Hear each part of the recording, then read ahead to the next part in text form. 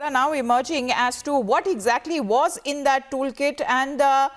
for now we're just shifting focus to another breaking update coming in of the RSS chief Mohan Bhagwat leaving the residence of veteran actor Mithun Chakrabarti, and those are the pictures coming in where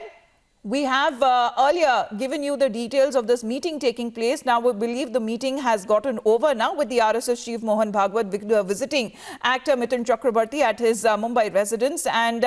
he was there at his bungalow in Mud area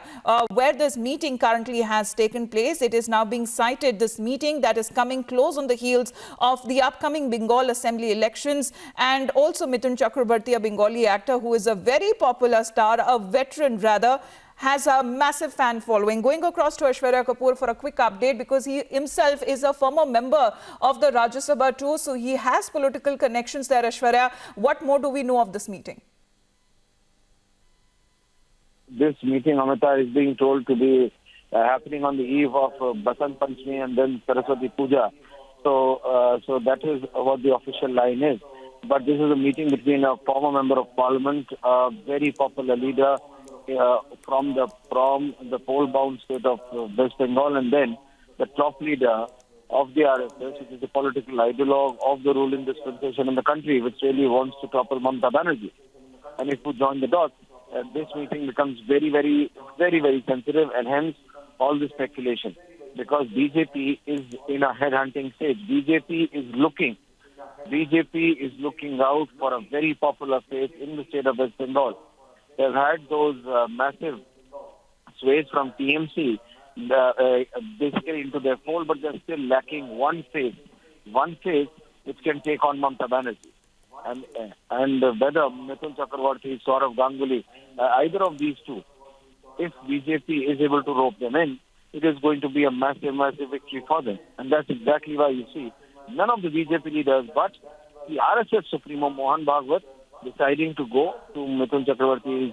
residence in Mumbai, as you said, in the Mud area, that is the Mud Island area, and also keeping in mind and making it official that it's happening on the eve of Saraswati Puja and then Basant Panchami, so they have something to talk about. So yes, but as far as the politics of the state of West Bengal goes, this meeting is very, very significant. And as our sister channel, Republic Bangla, is all set to come in, we are breaking this Republic Bangla breaking as well, Amita, that we are being told that there is also another meeting scheduled within the next 4 to 5 days. Between these two, between Mohan Bhagwat and Mithun Chakrabarti, another meeting is scheduled within the 4 to 5 working days. So if a sense has to be taken out, it has been a very, very positive meeting today. All right, thanks very much Aishwarya for the update. Quickly going across to Alisha, who's joining us live. Alisha, इस meeting के बारे में बताइए, कितनी देर तक चली ये meeting और आज ही का दिन क्यों चुना गया और मिथुन चक्रवर्ती ही क्यों?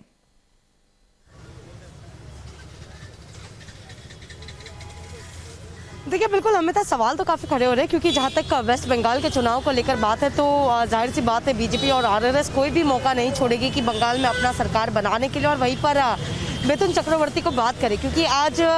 मोहन भागवत जो कि आरएसएस के चीफ है खुद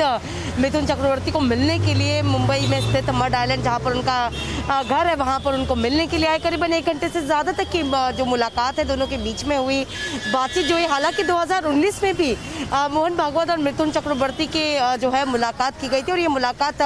खुद नागपुर के आरएसएस हेडक्वार्टर में किया गया था। लेकिन अब इस बार देख रहे हैं कि मोहन भागवत जो कि एक तरफ अब बंगाल के चुनाव को लेकर जिस तरीके से बीजेपी और आरएसएस लगातार ये कोशिश है और पूरी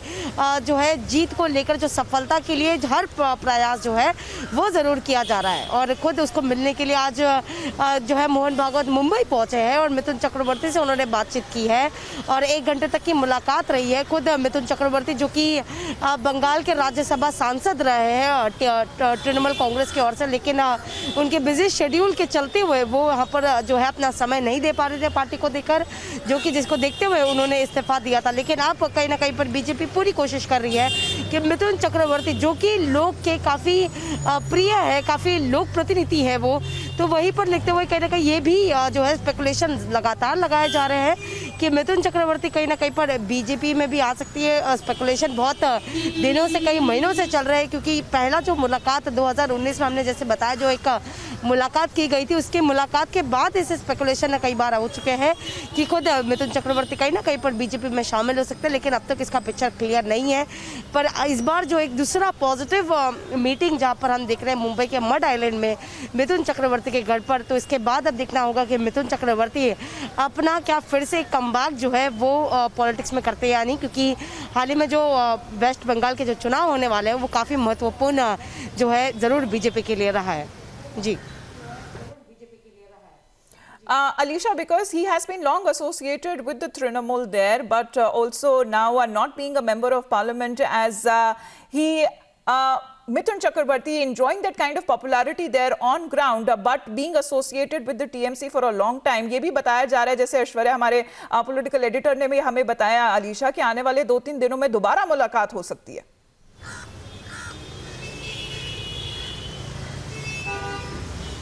देखिए बिल्कुल ये तो जाहिर सी बात है और सभी साफ है कि खुद मिथुन चक्रवर्ती वेस्ट बंगाल के खुद राज्यसभा के जो है सांसद रहे हैं और खुद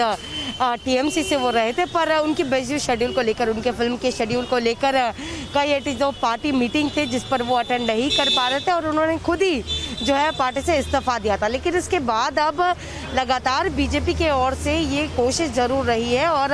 आने वाले वेस्ट बंगाल का चुनाव जो इसमें बीजेपी कोई भी कसर नहीं छोड़ रही है कि अपनी जीत को वो वेस्ट बंगाल के साथ रखे। वहाँ के लोगों तो को खुद हम देख रहे हैं कि लगातार जो रैलियाँ खुद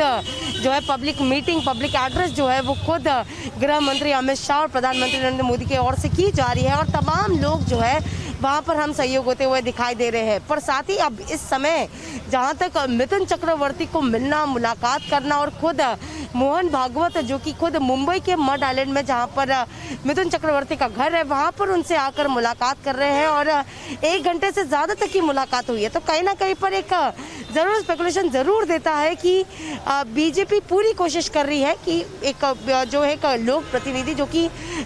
लोगों के काफ़ी करीब रहे और ज़रूर जो लोग प्रसिद्धि खुद मिथुन चक्रवर्ती को ग्राउंड जीरो पर जब वो बंगाल में के सांसद रहे थे उस समय भी लोगों की जो प्रसिद्धि थी वो ज़रूर रही है। और यहाँ पर अब इस्तीफा देने के बाद जहाँ पर अब मिथुन चक्रवर्ती किसी भी पार्टी के साथ एसोसिएट नहीं है तो बीजेपी के ओर से लगातार कोशिश जो है वो लगातार जारी। और जैसे कि खुद आप बता रहे हैं कि जो आज एक मुलाकात की गई है जो कि मुंबई में की गई थी और खुद एक 2-3 दिन बाद फिर से एक मुलाकात ज़रूर होगी, यानी बीजेपी और आरएसएस की पूरी कोशिश है कि जो एक बड़े चेहरे जो है जो कि लोगों के सामने रहे, फिर चाहे वो मिथुन चक्रवर्ती हो या फिर सौरभ गांगुली हो, इनको अपने पार्टी में शामिल करके लोगों के बीच पर लाकर और कहीं ना कहीं पर एक विश्वास जो है वो लोगों के बीच में बिल्ड करने की पूरी कोशिश जो है वो बीजेपी और आरएसएस की चल रही है। जी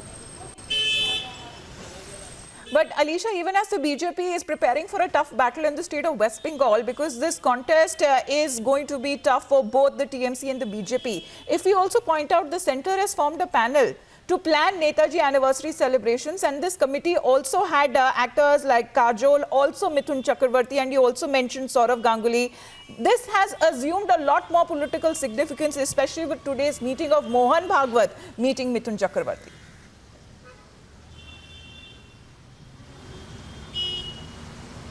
देखिए बिल्कुल वेस्ट बंगाल को इस बार जीत पर लाना, बीजेपी के जीत पर लाना कहीं ना कहीं पर पूरी कोई कसर नहीं छोड़ी जा रही है। और अब हम देख रहे हैं कि जिस कार्यक्रम को लेकर, नेताजी के कार्यक्रम को लेकर